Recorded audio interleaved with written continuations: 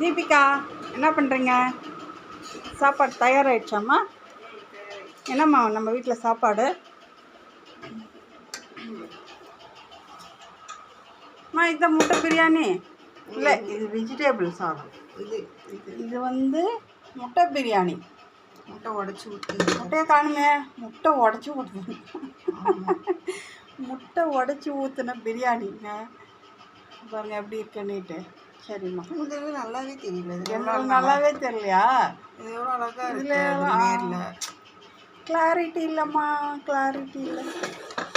சரி அப்பா போடுமா.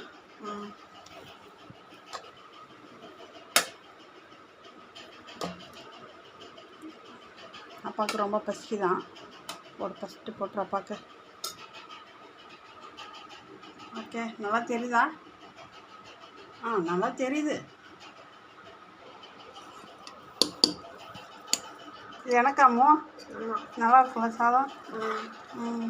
பொங்கல் மாதிரியே. பொங்கல் மாதிரி இருந்தாதாம்மா நல்லாயிருக்கு சாப்பிட்றதுக்கு. ஓகே, உங்களுக்கு தான் பழப்பழன்னு வேணும். சாப்பிட்றேன். சூடாக சாப்பிட்டா தான் செம்மையாக இருக்கும். போதுமா, போதும்.